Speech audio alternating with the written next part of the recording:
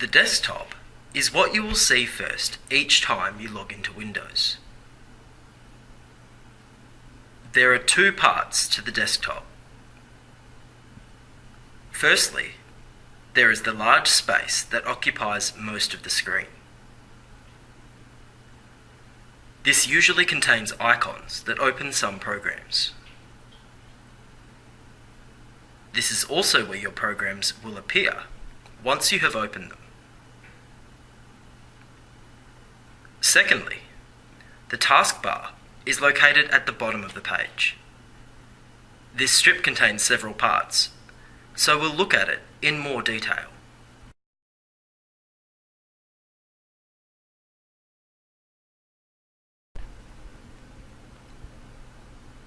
The taskbar is the thin strip at the bottom of the desktop. It contains a number of parts. At the left is a circle with the Windows logo in it. This is the Start menu, which we'll look at in a moment. Next are program icons, such as Internet Explorer, Windows Explorer, and Windows Media Player. Clicking once on any of these will open up each of these default programs. If you have any other programs open, for example Microsoft Word, you can see the icons for these along the rest of the taskbar.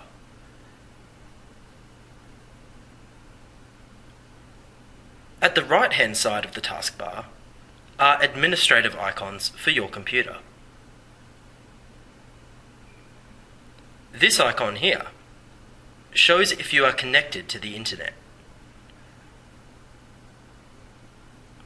If you see a red cross here, that usually means you're not connected. Next, the speaker icon allows you to adjust the volume by clicking on it and simply dragging the volume button higher or lower.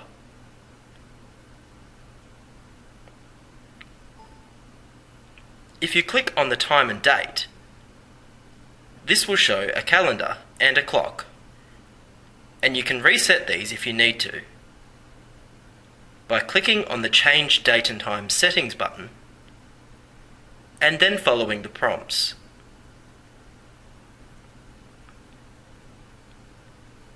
The last icon is a small blank rectangle that says Show Desktop.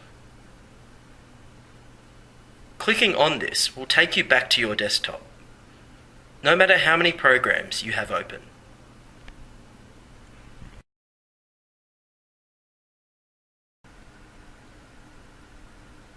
To open up the Start menu, you simply click on the Start button on the left-hand corner of the taskbar.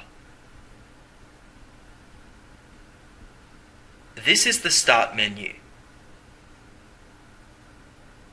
This is where you'll see all the icons of different programs that are running on your computer. Clicking on any of these icons will open up that program for you to use. If the program doesn't show up here, you can simply click on All Programs.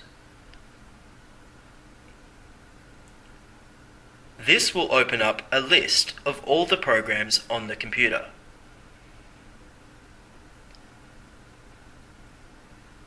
If you need to go back, simply click Back. There's also a search bar within the Start menu. This is where you can search for programs or for individual files on your computer. For example, if you need the program Paint, you can simply click in the search bar type in paint, and it will bring up that program. All you need to do is click on the icon, and it will open the program up for you.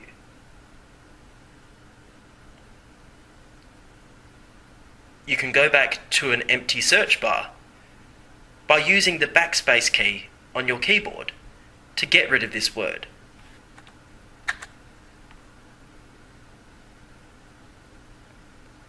If instead you need to search for a particular file, and you know it has the word dog in it, for example, you can simply type this keyword into the search bar. Type in dog, and that will bring up any files with the word dog in the name, as well as any documents with the word dog included in them. Again, you can use backspace to get back to an empty search bar.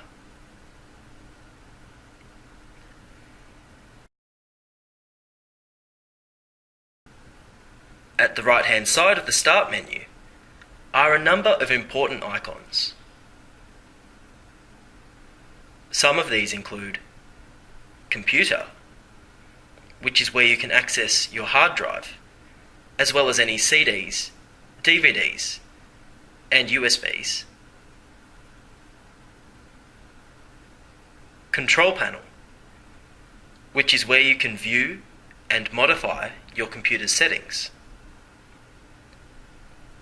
Devices and Printers, which is where you can view and manage your printers, scanners, and other items of hardware.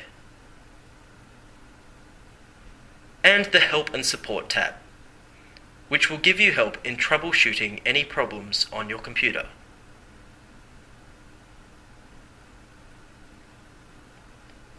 In the bottom right-hand corner of the Start menu is the Shutdown button. Pressing on this will close all your programs and shut Windows down, turning your computer off. If you don't wish to do this, you can click on the arrow next to the Shutdown button, and this gives you some other options. The ones you will use most frequently as a student include Log Off, which will close your programs and log you out of Windows without shutting your computer down. And Lock, which is where you can keep all your programs open, simply locking the screen so that nobody can access your information while you're away from your desk.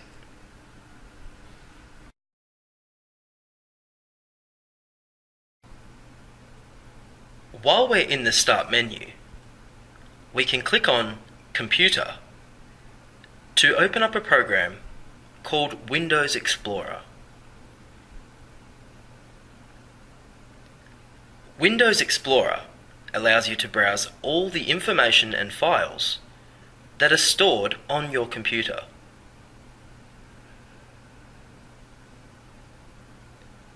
The hard disk drives contain all the information that is saved on your computer itself,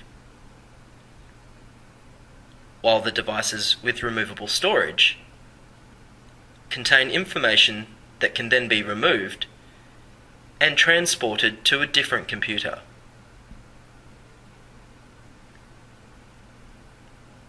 Devices with removable storage include CDs, DVDs, and USB sticks.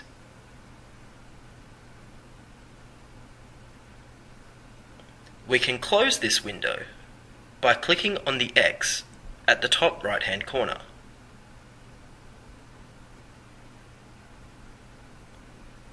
We can also access Windows Explorer using the icon on the taskbar. We simply click once using the left button on the mouse, and this will open up Windows Explorer. This is where we can access all our drives through the link for Computer as well as our libraries, where we can find the documents we've saved, as well as music and pictures.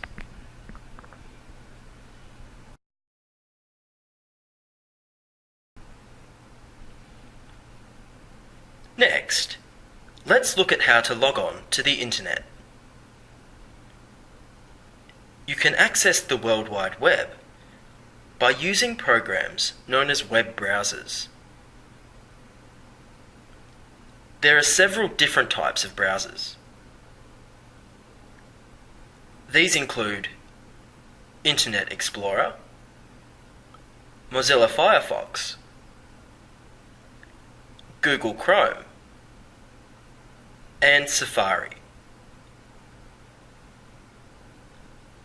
Most web browsers work in a similar way. Let's try using Internet Explorer. You can open Internet Explorer, if it's on your desktop, by simply double-clicking the icon with the left button of your mouse. Internet Explorer is also found on the taskbar. You can simply click it once with the left button of your mouse, and Internet Explorer will launch.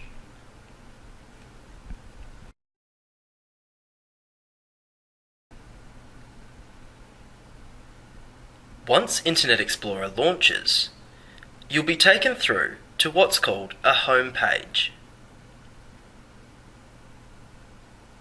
This is a page that you will choose to be the first page you see each time you open the web browser. At ECU, the home page is always set to www.ecu.edu.au,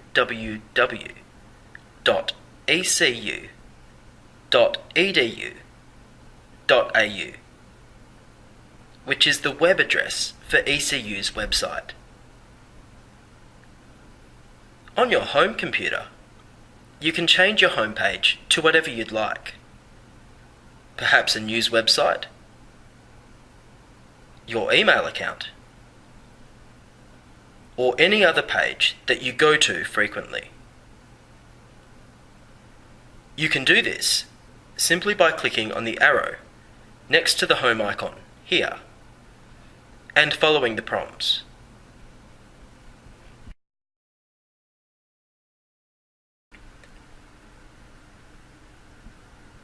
At the top of the browser, you'll see a bar known as the address bar.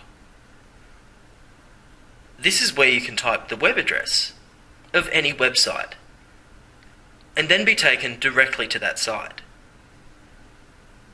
For example, if we want to go to Google's homepage, we can type in the address here, if we know it, press enter, and we'll be taken through to that website. Let's try that now.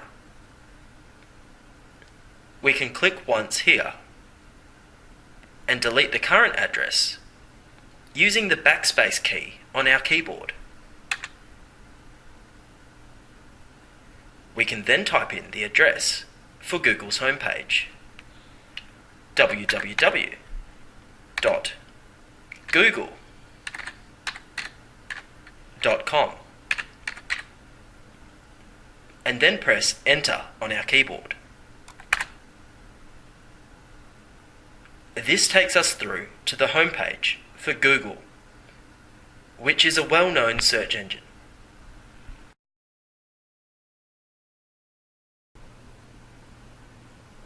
Once we're already on a website, we can add it to what's called a favorites menu. This means that instead of having to remember and type in a web address every single time we want to go to a page, we can simply find the icon for that page, click on it on the favorites menu, and be taken directly there. It's a great way to save time.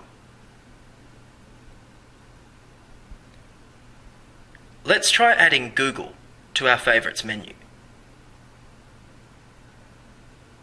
We click once on the Favourites button, and this opens up our favourites menu. We can then click on Add to Favourites. This will open up a window where we can confirm that we do want to add Google to our favourites. We click Add to make this happen. Once this is done, we can click on Favourites, scroll down to the bottom of the menu, and we can see the new website that we've added. Clicking on this icon will take us directly to the page we've saved.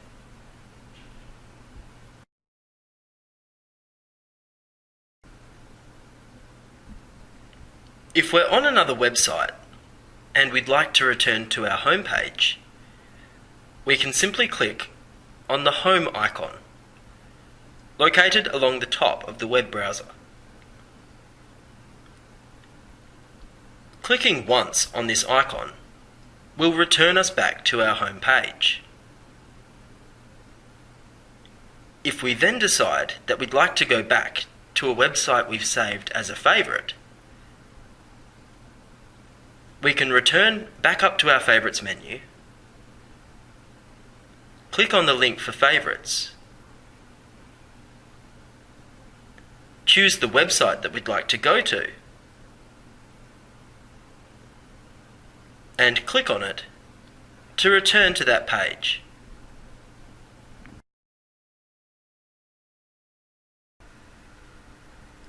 If you need to look at another website, but you'd like to keep your current page open, you can use a new tab.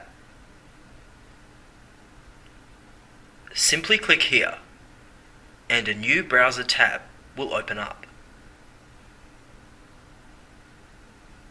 You can then type in the address of another website that you'd like to go to. For example, ECU's homepage.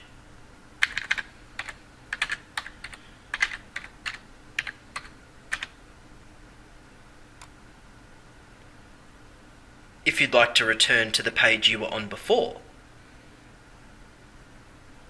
you can simply click on that tab and you'll be returned to the other page.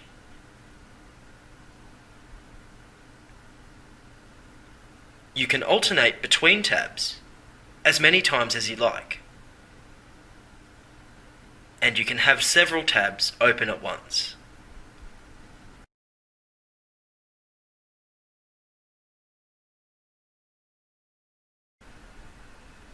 If you need to use the internet to find information, you can start off using the search bar at the top right-hand corner of the browser. This search bar uses a search engine to scour the internet for results that will match the keyword that you type in. This browser uses the Bing search engine, which is one of many search engines, such as Yahoo Search and the world's most popular search engine, Google. Let's try searching for something. For example, if we need information on the Enlightenment, we can simply click once in the search bar, type in our keywords, the Enlightenment, press Enter on our keyboard, and this will bring up the best results that the Bing search engine can find.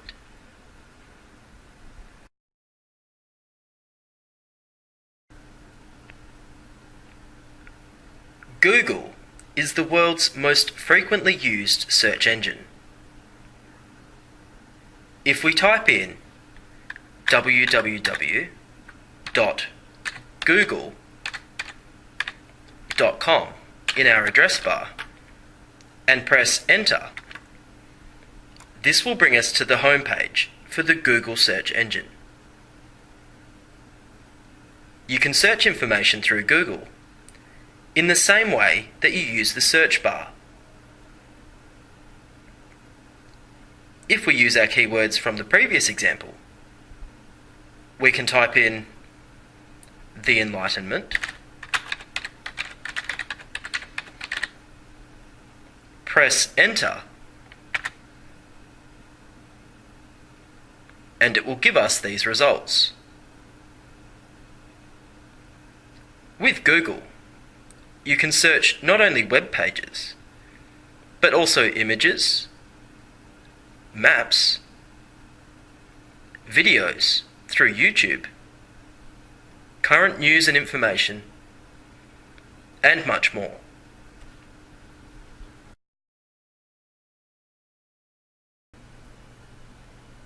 If your initial Google search doesn't give you the results you're looking for, you can scroll down to the bottom of the page and click on the link for Advanced Search. Advanced Search gives you the ability to narrow your search criteria, giving you more focused results. You can change what you're searching for, and you can also narrow your results by choosing which language you'd like results in, or which region you'd like results from. You can also search information by the time it was last updated. This way, you can make sure you're getting the most current information.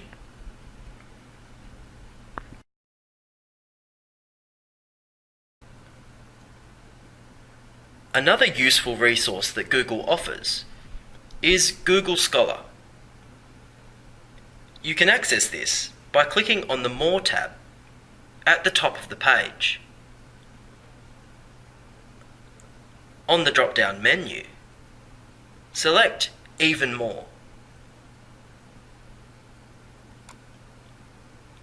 Once on this page, scroll down to the bottom. In the Specialized Search section, you will see Google Scholar. Clicking on this will take you through to the Google Scholar search bar. This is a specialized search that allows you to search peer-reviewed journal articles and other academic papers and books.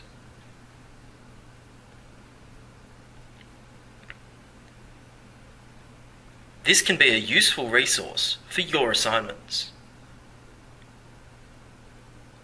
You can also search academic articles, papers, and books by using the ECU Library 1 search, which you can learn about in other workshops.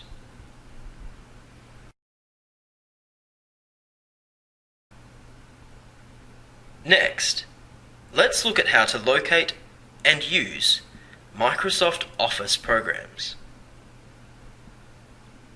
These are the programs you will use to complete many of your assignments. You can find these programs by clicking on the Start menu. Once the Start menu is open, click on All Programs.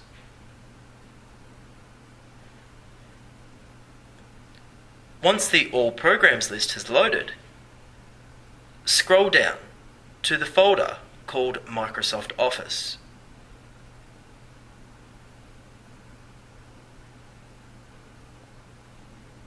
Clicking once on this folder will show you all the programs that are contained within it. The programs you will probably use most frequently at uni include Microsoft Excel, which you can use to analyze data with spreadsheets, tables, and graphs.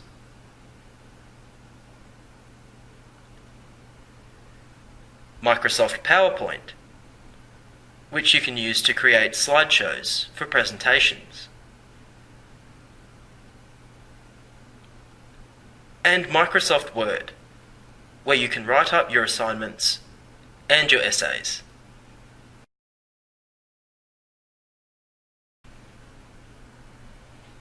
Let's open Microsoft Word. Clicking on the icon for Microsoft Word will open up a new document. You can maximize this window simply by clicking the Maximize button in the top right-hand corner. What you see is the blank page of a new document. Microsoft Word is a word processing program. Anytime you need to type up information and words, such as for an essay, report, or any other assignment, Microsoft Word is probably what you'll use.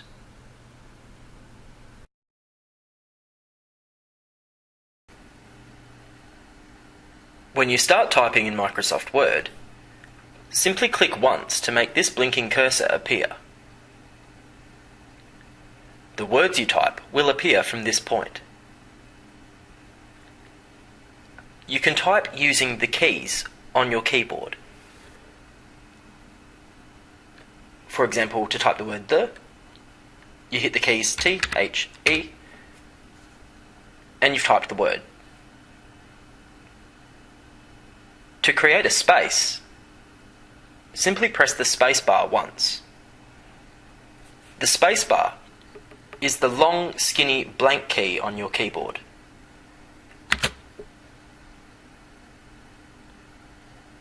If you're new to typing, don't worry. The more you practice, the faster you'll get.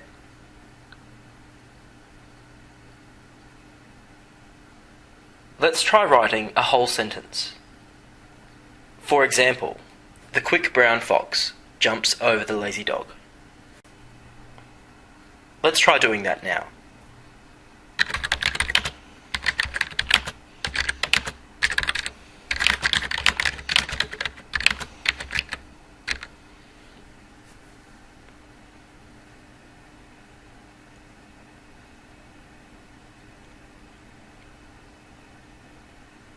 If you need to start a new line in Microsoft Word, simply hit the Enter key, located towards the middle of the keyboard. This will return your cursor to the left-hand side of the page, and you can start a new line. You can press Enter twice to start a new paragraph.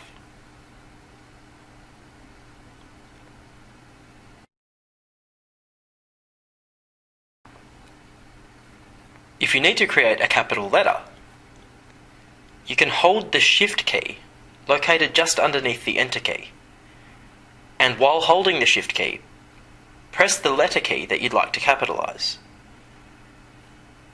For example, if we want to write, "The quick brown fox was called Fred," we can hold down the Shift key, press T, and that capitalizes the T.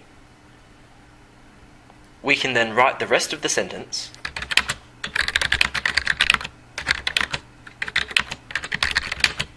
and when we get to capitalizing Fred's name, we hold down Shift and press the F key, followed by the rest of Fred's name, and a full stop.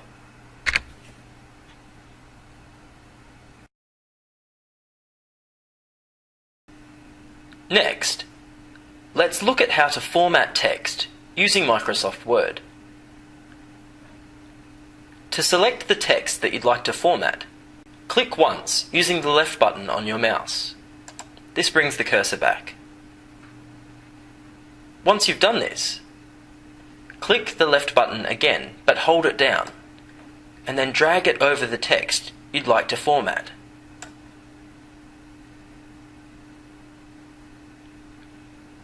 You can then use the formatting tools located at the top of the page. We'll go through some of the basic formatting tools so that you can get some practice. You can click on the arrow here to change the font of the text. That's the style or theme of the text. This opens a drop-down menu with dozens of choices. Each font is slightly different.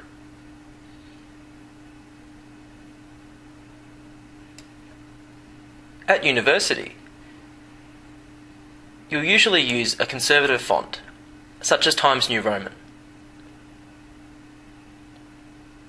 Try highlighting your text, and then changing the font to Times New Roman. To make the change, you simply click on the font that you'd like to change it to.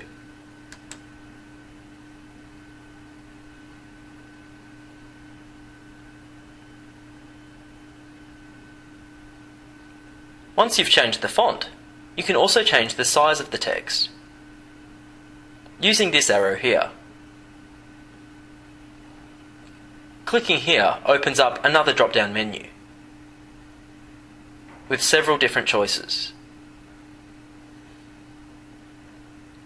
You can make the text tiny, or you can make it extremely large.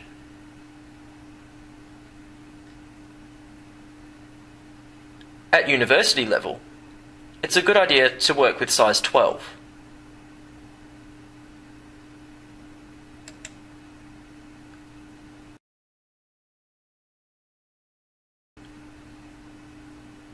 If you want to make a section of your text bold, you can click next to it and highlight it,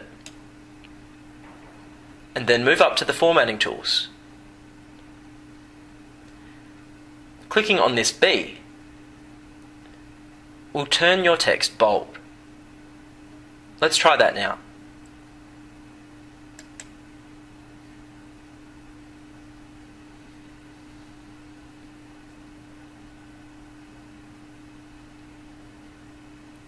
You can also format your text in italics by clicking on the I.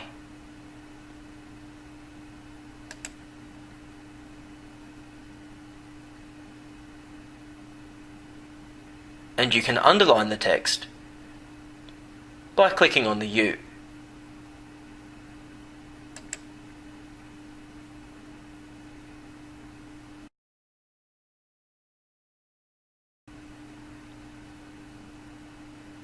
If you need to put some text into the center of the page, for example, for the title, you can use the alignment options found here. Clicking on the left will align the text to the left, which is the default option. Clicking on Center will move the text to the center of the page. And clicking on Right will align the text with the right-hand margin.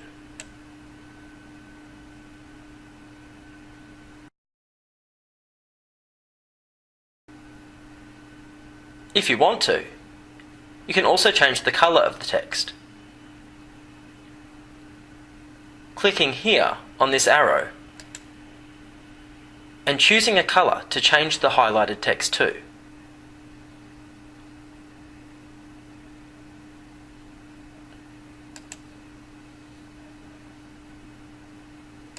There are many other ways to format text in Microsoft Word, and you'll find these out with more practice.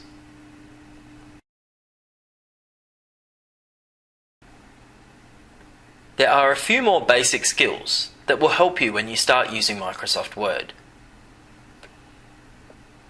These include finding text, copying text, and pasting text. Let's start with finding text. The find function is located near the top right corner, where these binoculars are. You can click on this to open up the navigation panel. Click once and then type in a word that you're searching for. For example, fox. This tool will highlight any mentions of the word fox in your document. This is helpful if you need to change a word. you can find all the times that word's been used and change all of them.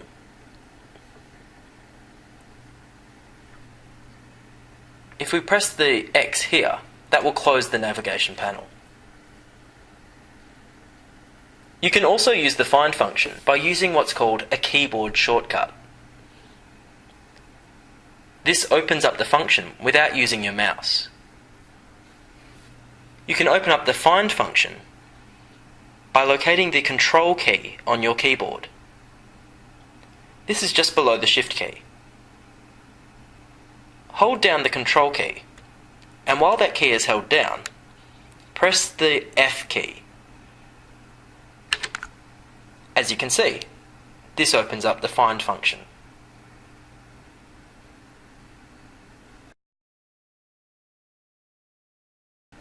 Another useful function is the copy and paste function.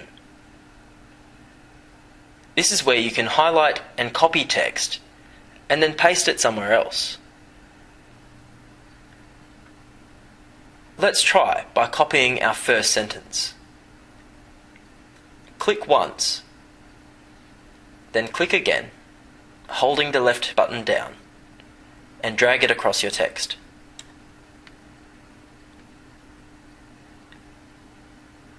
Move your mouse over the highlighted text, and then click the right button on your mouse.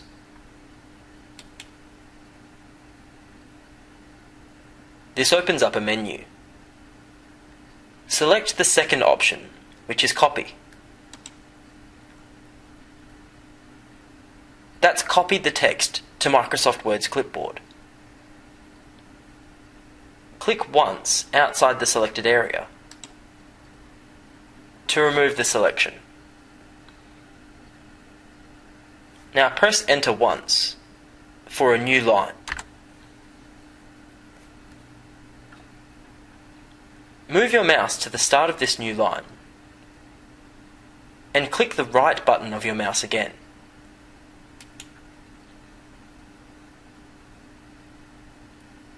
You'll see there's no option for copy, but you can paste. There's several options. Select the one with the letter A to paste text and click on it. This has duplicated your entire sentence.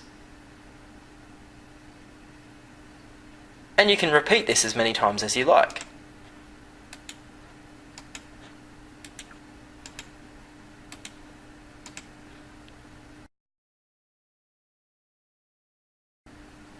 There's also a keyboard shortcut for copying and pasting. To copy text, you can highlight it, then hold down the control key and press the letter C. To paste the text, simply click elsewhere, hold down control again and press V.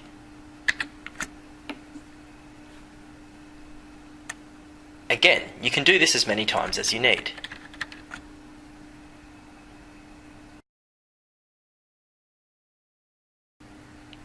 There are many more useful functions within Microsoft Word, as well as many more keyboard shortcuts. You can find some of these on the handout that you've been given today. You can also search for them on the internet. Another way to find them is by hovering over an icon, which will give you the keyboard shortcut, if there is one.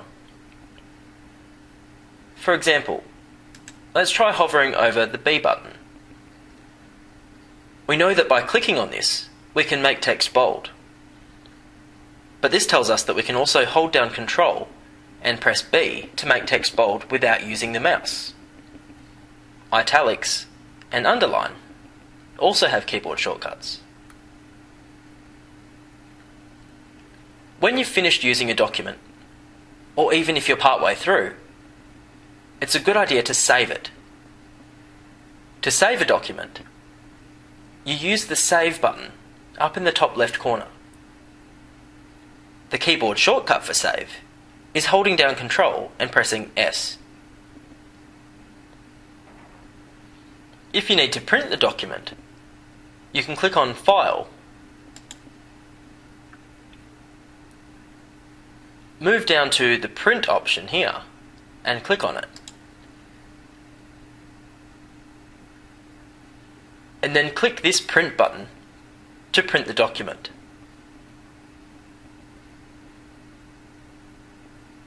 To return back to your document, you can click on Home.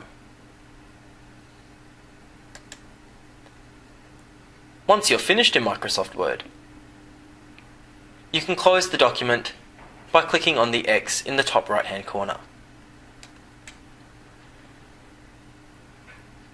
Today, we won't save the document, so click Don't Save.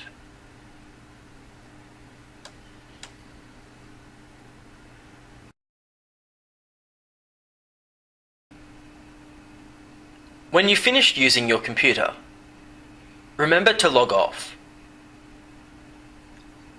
You can do this by clicking on the Start menu,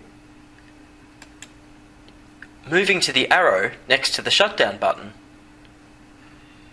and clicking Log Off. This will close all programs and log you out of Windows until next time.